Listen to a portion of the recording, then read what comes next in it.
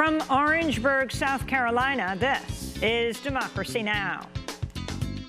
100,000 people who are dying prematurely each year from air pollution. That's more than are dying from gun violence. And unfortunately, it is African American and Latinos who are actually losing their lives. The first ever Presidential Forum on Environmental Justice is taking place tonight here at South Carolina State University. We'll speak to local leaders and environmental justice advocates. Then we remember the Orangeburg Massacre. It was here, February 8, 1968, that South Carolina highway patrolmen opened fire on unarmed black student protesters here at South Carolina State University, killing 3 and wounding 28. It was maybe 6 or 7 seconds. Boom, boom, boom, boom, boom, boom, boom, boom, boom. Students was hollering, yelling, and running. So by this time, I went into a slope right near the campus, right at the front end of the campus, and I kneeled down. I got up to run, and I took one step. That's all I could remember. I took that one step, I got hit in the back. When I got hit in the back, this is when I got paralyzed. We'll hear from survivors of the massacre and speak to the civil rights photographer Cecil Williams, who spent decades trying to raise awareness about this largely ignored moment in American history. All that and more coming up.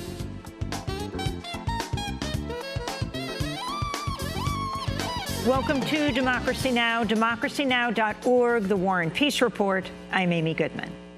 A senior State Department official, George Kent, told impeachment investigators that President Trump's personal attorney, Rudy Giuliani, carried out a campaign of lies to smear U.S. Ambassador to Ukraine, Marie Yovanovitch, before she was abruptly recalled from her post in May. That's according to a full transcript of Kent's closed-door testimony released Thursday. Kent is slated to testify next Wednesday on the first day of televised hearings in the impeachment inquiry into whether President Trump withheld military aid from Ukraine in order to pressure the Ukrainian president to investigate Trump's political rival, Joe Biden, and his son. The New York Times reports Ukrainian President Volodymyr Zelensky was prepared to bow to Trump's demands and was planning to announce the investigations in an interview with CNN on September 13th. But only days before the scheduled interview, the Trump administration released the $400 million in aid after news about the freeze leaked, sparing the Ukrainian president from having to announce the investigation. The United States and China are pledging that an initial trade deal would remove some tariffs in a move that could de-escalate the ongoing trade war between the two countries. The initial trade deal has not yet been finalized. Since taking office, President Trump has levied tariffs on $360 billion worth of Chinese goods. A midnight self-massacre. That was the plan hatched by some senior Trump administration officials who considered resigning en masse last year to sound the alarm about Trump's conduct. They ultimately rejected the idea over concerns it would further destabilize the government. The aborted warning is one of a series of revelations in a forthcoming book titled A Warning. Its author is an anonymous senior official within the Trump administration who published an anonymous op-ed in the New York Times last year headlined, "I am part of the resistance inside the Trump administration." In the book, the author describes senior officials waking up and trying to respond to Trump's overnight Twitter announcements, writing, quote, "It's like showing up at the nursing home at daybreak to find your elderly uncle running pantsless across the courtyard and cursing loudly about the cafeteria food as worried attendants tried to catch him. You're stunned, amused, and embarrassed all at the same time. Only your uncle probably wouldn't do it every single day. His words aren't broadcast to the public, and he doesn't have to lead the U.S. government once he puts his pants on," unquote. The author also claims Trump once asked White House lawyers to write a bill to send to Congress aimed at reducing the number of federal judges after various judges had thwarted Trump's policies. Trump reportedly said, quote, "Can we just get rid of the judges? Let's get rid of the expletive judges. There shouldn't be any at all, really," he said. This according to the forthcoming book, A Warning. The billionaire former New York City Mayor Michael Bloomberg is reportedly preparing to jump into the 2020 presidential race. The New York Times reports Bloomberg has sent staffers to Alabama to gather signatures in order to qualify him for the primary. His possible 2020 bid comes as he's reportedly skeptical that former Vice President Joe Biden can beat out his progressive challengers, Massachusetts Senator Elizabeth Warren and Vermont Senator Bernie Sanders, in the Democratic primary. Democratic presidential candidate Senator Bernie Sanders unveiled his immigration plan Thursday, promising to abolish ICE, that's Immigration and Customs Enforcement, to push for a path to citizenship, cease deportations, and immediately grant legal status to the nearly 2 million immigrants who are eligible for DACA, that's Deferred Action for Childhood Arrivals.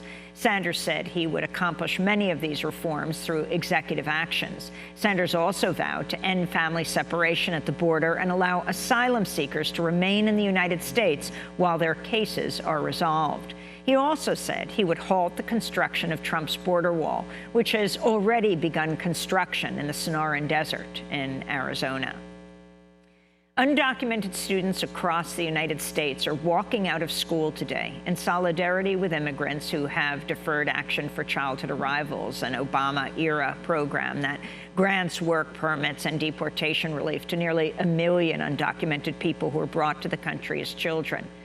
Next week, the Supreme Court will begin to hear oral arguments in lawsuits demanding the Trump administration preserve DACA, which Trump tried to kill in 2017. Under the banner of Home is Here, dozens of immigrants with DACA have led a 16-day march from New York to Washington, D.C. to pressure the Supreme Court to save the program. The online news outlet Quartz reports the Department of Homeland Security plans to have biometric data on hundreds of millions of people by 2022. In a recent presentation, which was reviewed by Quartz, DHS said it expects to have a database containing the fingerprints as well as the face and iris scans of nearly 260 million people traveling in and out of the United States, raising major privacy concerns over the agency's growing surveillance efforts. In Iraq, security forces are continuing their bloody crackdown against the massive anti-government protests sweeping the country. On Thursday, forces killed 5 protesters in the southern city of Basra. Today, there were reports of another 5 protesters killed in the capital, Baghdad. Protesters have taken to the streets across Iraq for over a month, demanding jobs, better public services, and an end to government corruption. In Bolivia, tensions are rising over last month's presidential election in which the Bolivian president, Evo Morales, was declared the winner of a controversial 4th term. Some members of the opposition have disputed the results, claiming election fraud. On Wednesday, opposition protesters kidnapped a mayor loyal to President Morales, forcibly cut her hair, doused her in red paint, and paraded her through the streets. This is Mayor Patricia Arce. I am with the truth, and I am not afraid to say my truth. I'm in a free country, and I'm not going to be silenced. If you want me dead, kill me. And now I say, for this movement, for change, I'm going to give my life. This is Mayor Patricia Arce of the Bolivian town of Vinto. Anti-government demonstrators and anti-government demonstrations also have been growing in the capital, La Paz. This is Marco Pomare. If our democracy is still trampled over, then we will not leave La Paz without removing from the government palace those who are killing us, those who are assaulting us, those who are persecuting us. Brazil has sided with the United States for the first time in choosing not to condemn the U.S. embargo against Cuba during the annual United Nations resolution vote Thursday. The UN General Assembly still voted overwhelmingly to condemn the U.S. embargo, with 187 out of 193 countries voting against the United States. This is Cuban Foreign Minister Bruno Rodriguez. El bloqueo provoca daños humanitarios. The blockade has caused incalculable humanitarian damages. It is a flagrant, massive, and systematic violation of human rights. It qualifies as an act of genocide under Articles 2B and C of the Convention of the Prevention and Punishment of the Crime of Genocide, adopted in 1948. There is not one single family that has not suffered the consequences of this.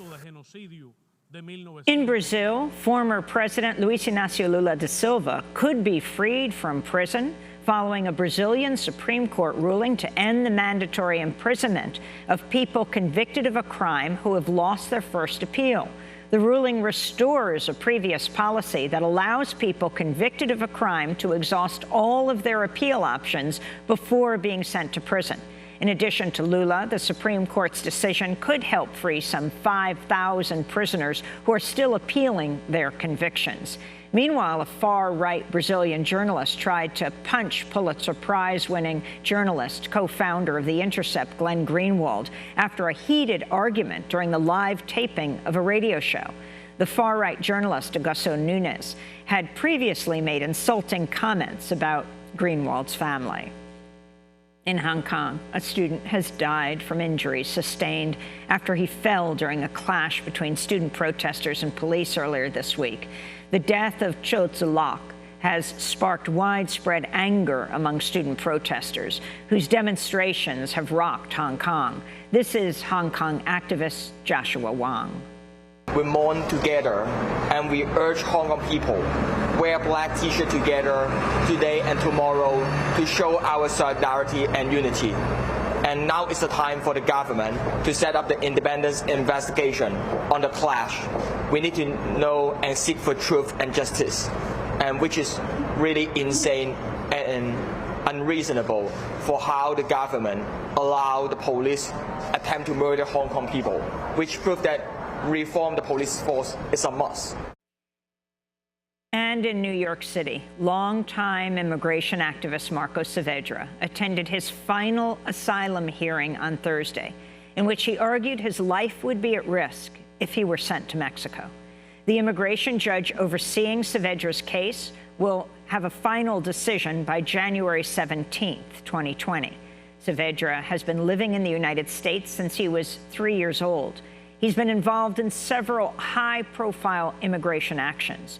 In 2012, he purposely got himself arrested by federal authorities in order to infiltrate the GEO Group's for-profit immigration jail in Florida, the Broward Transitional Center, and investigate allegations of human rights abuses inside the secretive facility.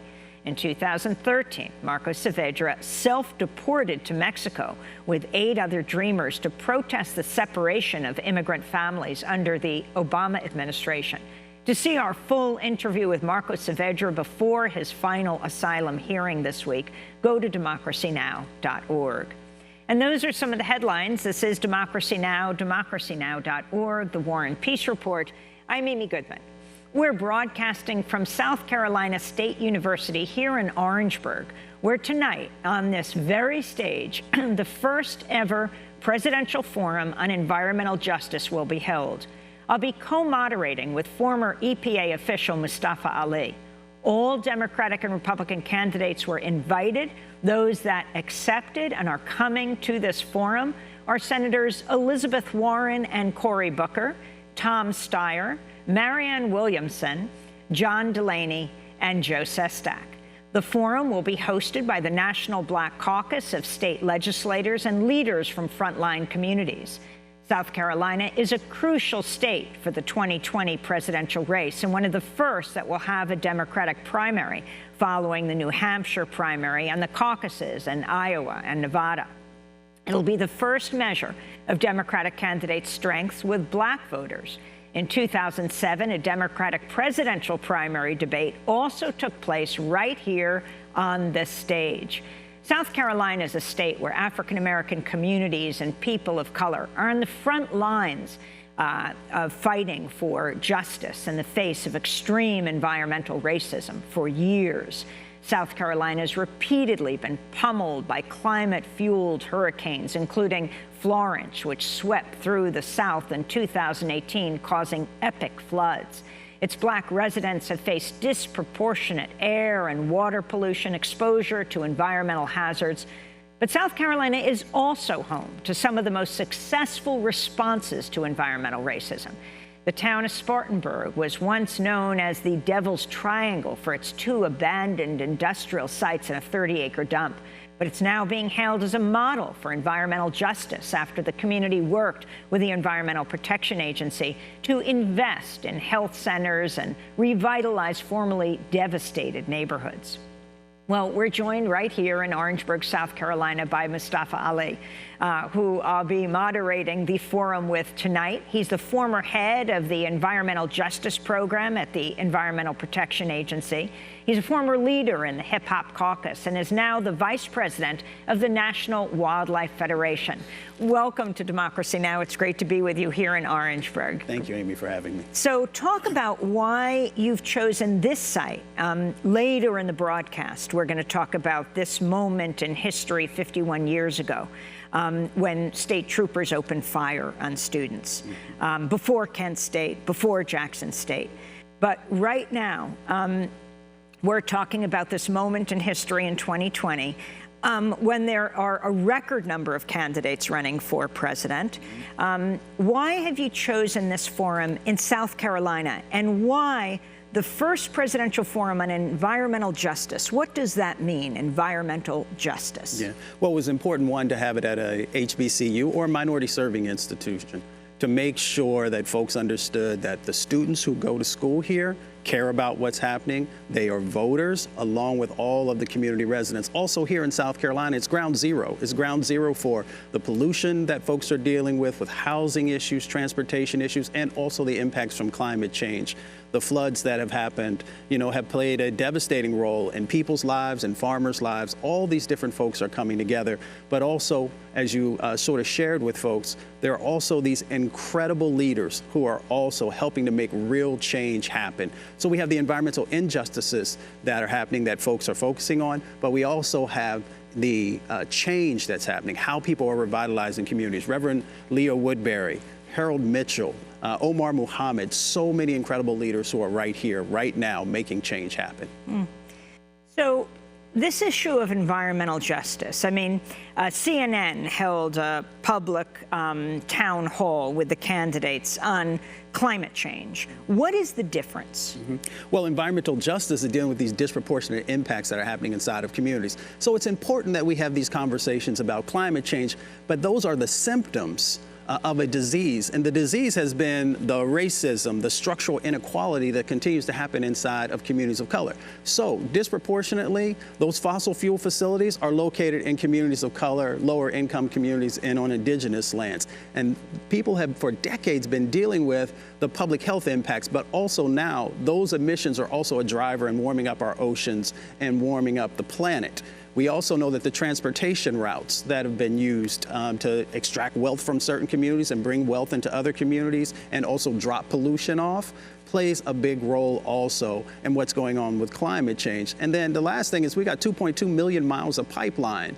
Most of that pipeline runs through indigenous land, low-income white land, runs through farmers' land, and it ends up on the Gulf Coast in communities of color. All of these play a role and what's going on with climate change, but there's so much more in the environmental justice paradigm. So, Mustafa, talk about the connection between environmental justice and health, the health impacts. Well, we have 100,000 people in our country who are dying prematurely from air pollution. That's more than dying from gun violence. Gun violence is extremely important for us to focus on. But when we've got this many people who are dying, then we need to be paying attention to the decisions that folks in Washington and in state houses are making. We've got 1.1 million kids in our country who have been lead poisoned. And primarily those are African American and Latinx communities and lower income white communities who are the ones who are being impacted. We got 25 million people who have asthma. We've got 7 million kids, and disproportionately is African American and Latino children who are the ones who are going to the emergency rooms and the ones who are losing their lives. So these health impacts that are going on actually extract wealth from communities who can least afford to have that wealth extracted, because in many times they are underinsured or uninsured, and folks will have to carry that cost. And what is your assessment of the presidential candidates' addressing this issue with their plans? Well, it's great to see that folks have finally, after 40 years, have begun to actually have environmental justice platforms, climate justice platforms. And it's great to see that some of the candidates are actually visiting these communities, frontline communities, sitting down with leaders. But there's so much more that needs to happen, because a part of this forum is about accountability. Folks want to hear, what's your vision? What are the actions you're going to do? How are you going to build an administration that has expertise from frontline communities, indigenous leaders also in that? So it's great to see people saying the words. We need action behind the words. And I mean, we're talking about both the Democrats and the Republicans. What's happened under the Trump administration? Well, under the Trump administration, it has been deadly for many of our communities, because they have rolled back over 85 regulations that in many instances just had the bare minimum of protections inside of our most vulnerable communities. Everything from pulling out of the Clean Power Plan and replacing it with the ACE rule, the car rule, the Clean Car Rule, which we know, again, those transportation routes having so much more pollution go off in those communities. You know, removing yourself from the Paris Climate Accord makes no sense, and it's going to have huge impacts in our most vulnerable communities and communities across our country in general. So, you know, we need to have leadership who is actually focused on helping to protect people's lives and living up to when you take that oath. We're going to go to break and come back, and we'll be joined by several of the people who are participating in tonight's forum. Again, we're here at South Carolina State University. It's a historically black college, one of the HBCUs, college and universities.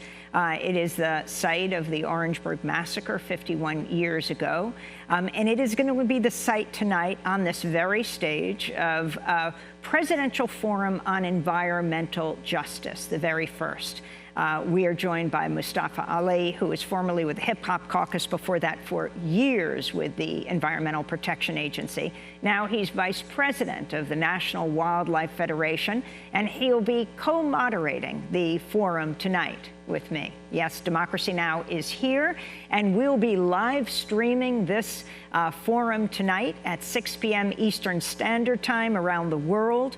Many stations, radio and television stations, will also be broadcasting this forum. So we hope you do tune in at democracynow.org or on your local station. This is Democracy Now! We'll be back in a minute.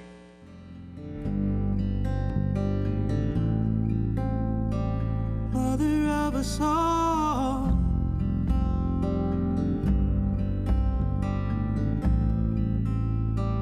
place of our birth,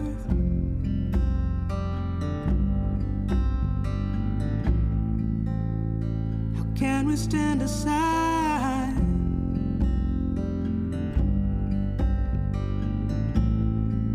and watch the rape of the world?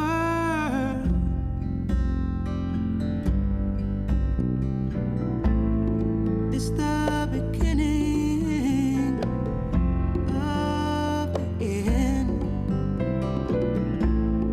It's the most heinous of crimes.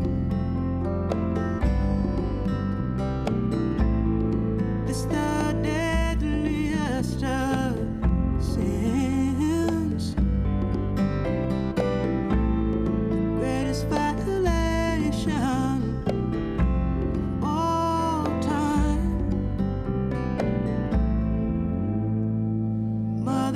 Us all, place of our birth, we all are witness to the rape of the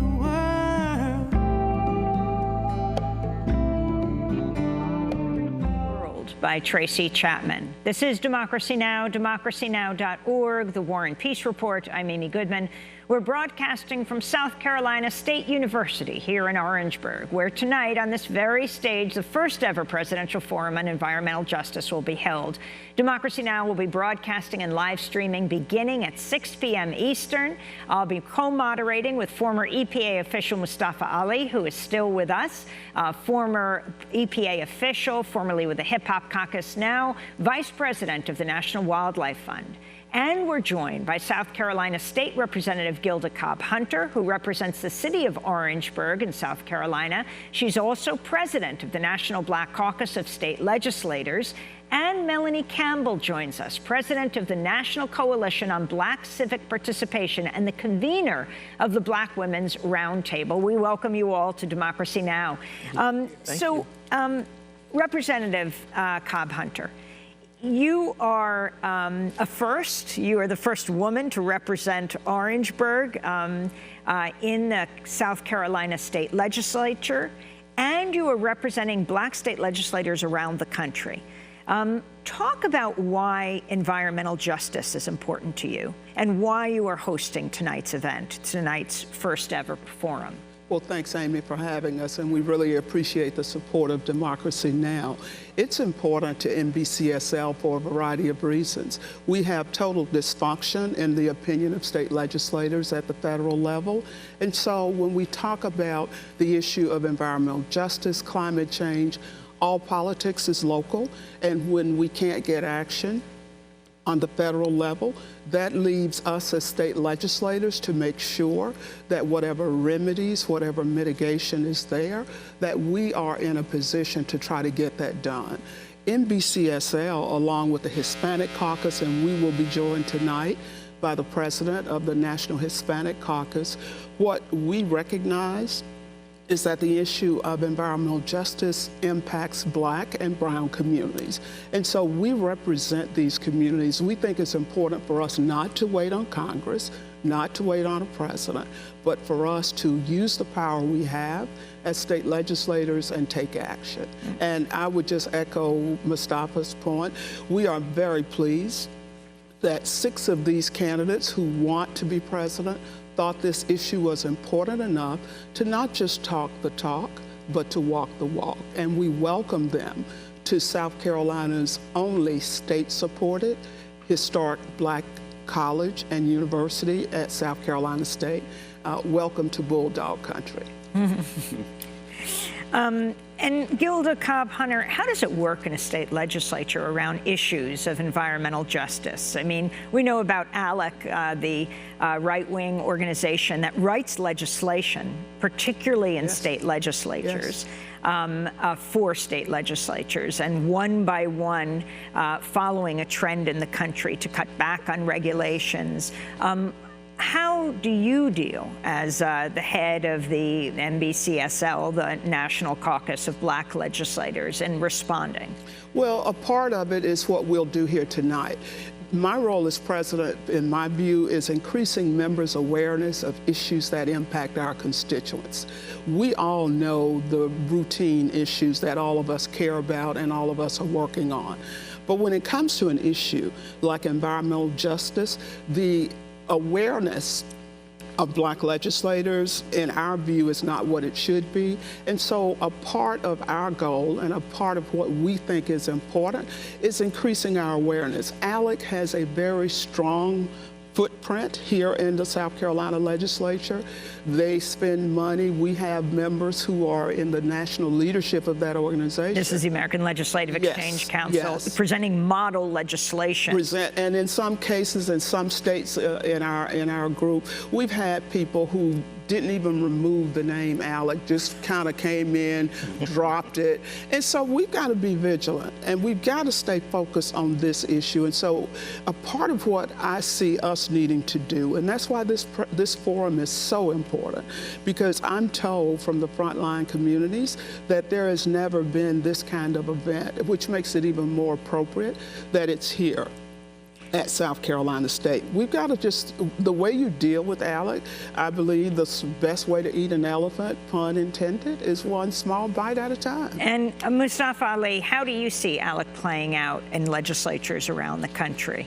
Well, they have a particular view that they're trying to push, and that's why it's so important for us to really educate folks and engage them in the civic process and in the legislative process so that they understand that they have power and that they can help to frame out So environmental justice organizations, public health organizations, civil rights organizations, all coming together to deal with these impacts that are happening inside of our communities can balance out those who might not necessarily have the best intention for our communities. Melanie Campbell, you represent the largest voting bloc within the Black community, and that's African American women. Talk about your organization, both the Round Table as well as the National Coalition on Black Civic Participation, and what you're trying to accomplish. Well, first of all, thank you, Amy, and thank my colleagues here.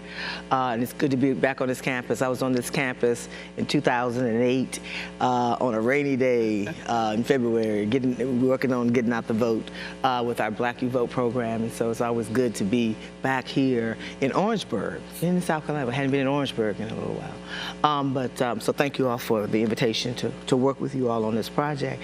Well, the National Coalition has been around for almost 44 years. It's a coalition of national organizations, not just African American, but labor and other kinds of civil rights and social justice organizations. Black Women's Roundtable is our women and girls power building arm, and it's really like the glue for the organization.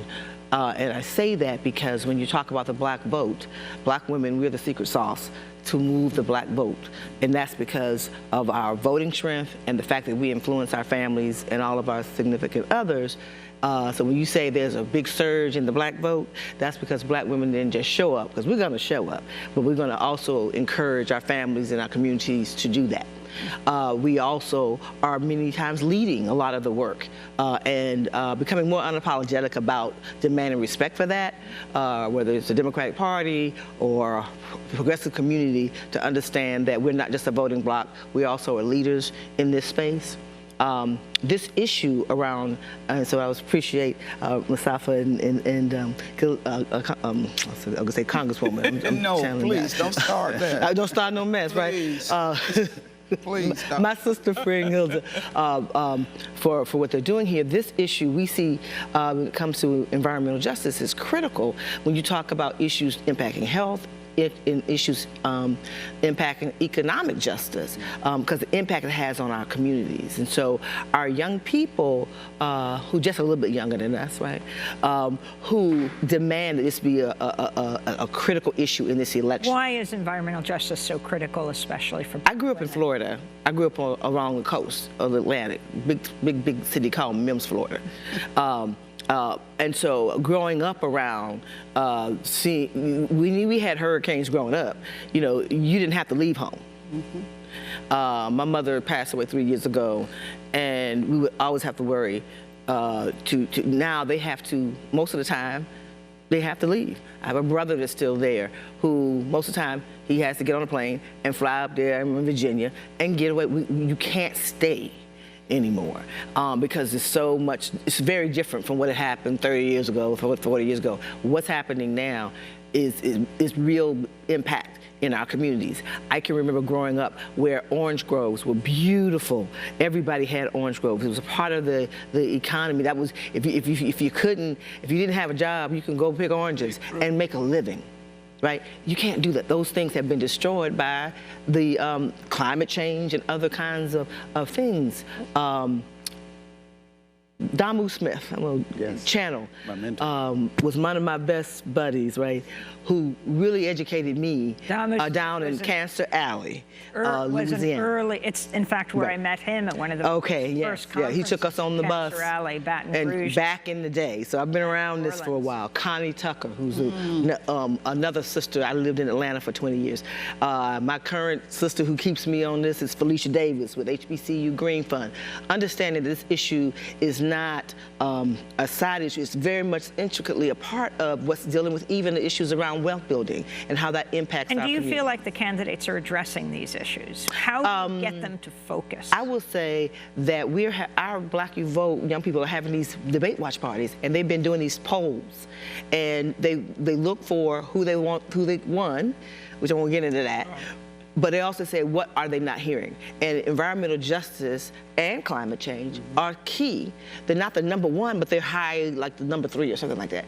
Consistently, every month they host these things, and that's what they're selling us. And so young people are saying, demanding that. So if the candidates that don't get that are going to miss getting that Generation Z vote and that millennial vote this year. Representative Gilda Cobb-Hunter, Regenesis, explain what that project is, because South Carolina is not only ground zero for the problems, but also for solutions. Right, and before I talk about Regenesis, if I could, Amy, just pick up on the point that Melanie made about the young people and which candidates are speaking to the vote, to this issue.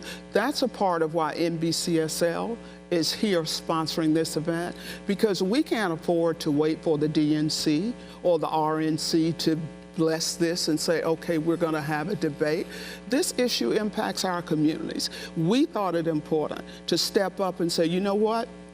DNC, RNC, y'all don't want to talk about climate change? Guess what? We don't need your permission to talk about climate change. We've got a vehicle that we can use to talk about this issue. And it is important that these Democratic candidates understand how this issue resonates with young voters, with progressive voters, with seasoned voters. This is an issue whose time has come and it's not going away. The one candidate that consistently spoke to the issue is no longer in the race, and that's Governor Jay Inslee. All of them do the photo ops, all of them talk the talk, they all have the talking points, but whether or not there's specificity in how they can get it done, which is what Regenesis is doing here in South Carolina, has done. We've got a lot of people who are academic who talk about environmental justice, but we have in Spartanburg, South Carolina, under the leadership of my former colleague, Harold Mitchell, a project called Regenesis that has reclaimed and revitalized that entire community. And he's done that in spite of. So he got $20,000 EPA environmental justice grant to help clean up these contaminated sites. Yes. Leveraged $20,000 into several million, has a community that is now, that once was a wasteland, that once was the home of a fertilizer plant. He is working. This was called Devil's Triangle because it was so polluted. Exactly. And again, what is important to understand is what we need to be lifting up are people who are on the ground working. Not people theorizing about it, not people who are just, well, I'll just say Regenesis as a project that is the role model. And to pass on just a tidbit, I don't think a lot of people know, because heroes are very rarely recognized in their own hometown. Regenesis and its founder, Harold Mitchell, has gone to Taiwan. He is known internationally as, again, somebody who doesn't just talk about it, but who actually does something. And that's the point of the platform that will be the point of your questions and Mustafa's questions tonight to these candidates who are showing up. What are you going to do specifically? And finally, Mustafa Ali, I mean, you have South Carolina. It's you've got the primaries and caucuses first in New Hampshire and in Iowa. These are two of the whitest states. Yes. And then you have the large African-American community in South Carolina. Why this is so significant. I mean, so much attention is paid to the whitest states in this country simply because they're first in the primary system. It means all the candidates are gearing their plans to those states. Well, you can't take our vote for granted. Right. If you want our vote, you better show up. So it sends a signal to folks. People want to see you and touch you and hear firsthand what you have to share. So if you are willing to spend time in New Hampshire and in Iowa, sitting down with folks, I appreciate that. You need to be in the South. You know that there are folks who are going to vote, and you need to actually solidify that vote by sharing with them the realness of what your vision is. What is your policies? Talk to them about their kitchen table issues and how it's going to be addressed. So if you are not sitting down with Mrs. Ramirez in her kitchen or Mr. Johnson on his back porch, having some conversations as well, then people may not think you're as serious as you say you are. Well, I want to thank you all for being with us. This is only the beginning as we tonight hold this forum. Mustafa Ali, former head of the Environmental Justice Program at the Environmental Protection Agency, former leader of the Hip Hop Caucus, now vice president of National Wildlife Federation, Gilda Cobb-Hunter, president of National Black Caucus of State Legislators, and Melanie Campbell, president of the National Coalition on Black Civic Participation, also convener of the Black Women's Roundtable. Mustafa Ali and I will be co-moderating the first ever presidential forum on environmental justice here at South Carolina State University in Orangeburg tonight. If you have questions for the candidates, please write to us at Democracy Now's Twitter, Instagram, Facebook. We'd love to hear from you. Again, we'll be live streaming and broadcasting on stations around the country starting at 6 p.m. Eastern Standard Time. Our website's democracynow.org. When we come back, the Orangeburg Massacre. It was February 8, 1968. That South Carolina Highway Patrol officers opened fire on Black students here at South Carolina State University who were protesting a segregated bowling alley. The patrolmen killed 3 and wounded 28. We'll hear more. Stay with us. Back on campus and things were heating up real quick. Passing cars could see the bonfire, see him smashing bottles and throwing bricks. The National Guard and the Highway Patrol are in position up on the hill. Fires, red glare, shots bursting in air, screaming, how many can we kill? Have you heard about Orangeburg? What happened there 40 years ago? No, you can't come in without white skin. They say they just want to go bowling. Now the shotguns are exploding down in Orangeburg.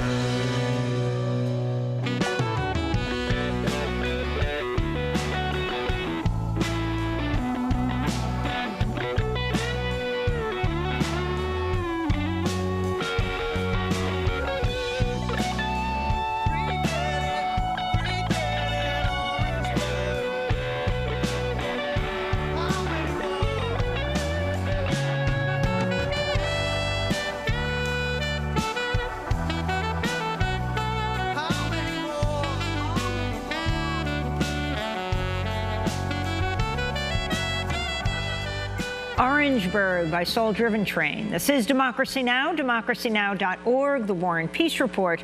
I'm Amy Goodman. We're broadcasting from the Martin Luther King Auditorium on the South Carolina State University campus here in Orangeburg. The university is the site of the 1968 Orangeburg Massacre, one of the most violent, least remembered events of the civil rights movement. The plaque just outside this building tells the story. It was February 8, 1968. A crowd of students gathered on the campus of South Carolina State to protest segregation at Orangeburg's only bowling alley. After days of escalating tension, students started a bonfire and held a vigil on the campus to protest. Dozens of police arrived on the scene. The state troopers fired live ammunition into the crowd. When the shooting stopped, 3 students were dead, 28 wounded. The 3 killed were 19-year-old South Carolina State students Henry Smith and Samuel Hammond, and 17-year-old high school student Delano Middleton, who came to South Carolina State every day after school to see his mom and get a bite to eat. Although the tragedy predated the Kent State shootings and Jackson State killings, it was the first of its kind on any American college campus, received little national media attention.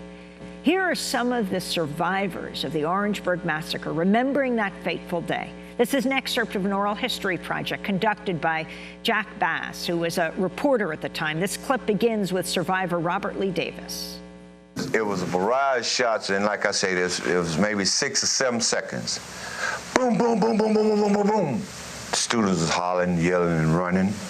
So by this time, I went into a slope right near the campus, where the front end of the campus, and I kneeled down. I got up to run, and I took one step. That's all I could remember. I took that one step, I got hit in the back. When I got hit in the back, this is when I got paralyzed. Students was tramping over me because they was afraid. And I dropped to the ground immediately, instinctively. I dropped to the ground.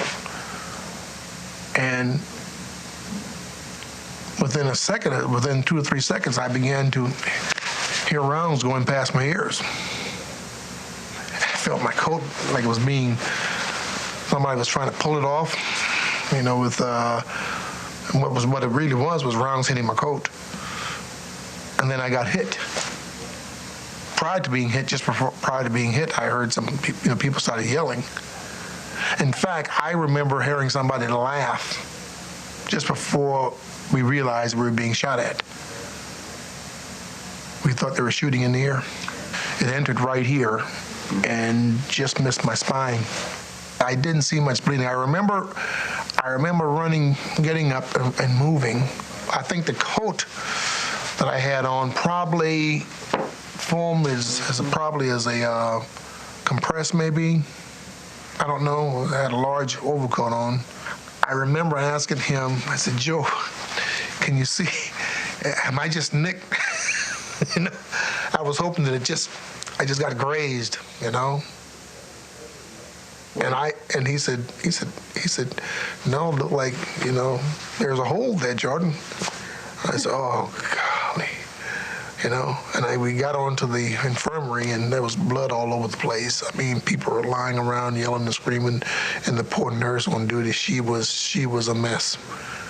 She, you know, I mean, she had never seen anything like that. It was worse than any combat situation. It was, let's put it this way, it was probably equivalent to a combat situation in war. The official count was 27 plus 3, actually 30. 30, 3 died, 27 injured. I remember getting shot in my face and being spun around, and instinct said, you got to get out of here, you got to go for safety. And the only thing I could think of was to get into the infirmary. Just so happened, there was a trash can in front of me. I was on a pretty good coverage there of that trash can, see, but the trash can had some legs under it. And that's how I got shot in the hip. The bullet come under the leg, under the trash can, and caught me in the hip, and under the trash can, and caught me in the leg. So if it wasn't for the trash can, I probably would have been dead. If I would have stood up, I would have been dead. But I had enough courage to stay there for at least 45 seconds after the shooting. And folks were running all across me, crying and shooting. Some of them was crawling. And I realized they just ceased fire. That's when I got up and ran to the infirmary. When I got to the infirmary, my best friend Sam, which is dead now, the one that they killed, he was laying in the middle of the floor, just trying to grasp for air. And at that particular point, I didn't even know I was shot. See, I crossed my leg in the infirmary, and I saw a little red spot on my pants. And I realized right then that I've been hit down there. And by sitting down, watching Sam eat emotion myself, when I stood up, reached back there, I had a big apple back there. I didn't realize I got shot in the hip neither, see. Got shot in the hip. The whole muscle was just like big as a big fist.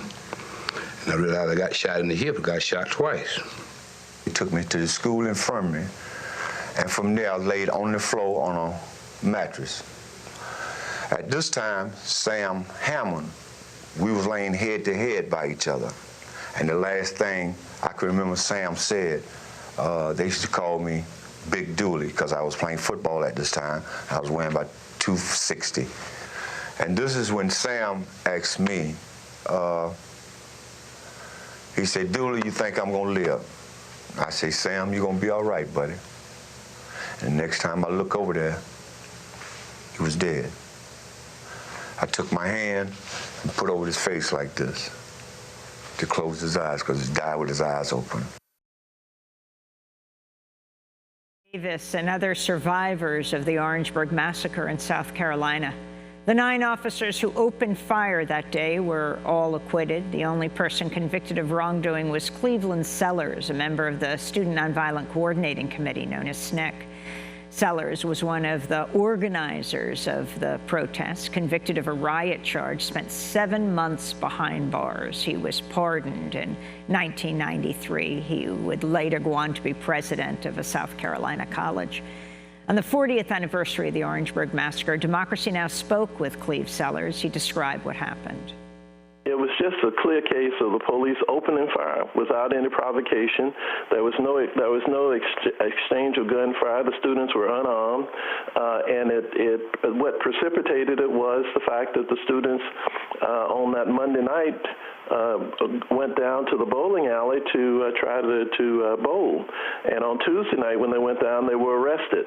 And at that point, you know, the state had kind of in mind a kind of Watts riot. And so they began to gear up, and on the night of February the 8th, it probably was 300 law enforcement officers in Orangeburg, and that included the FBI and Army intelligence and the National Guards, the local and state police.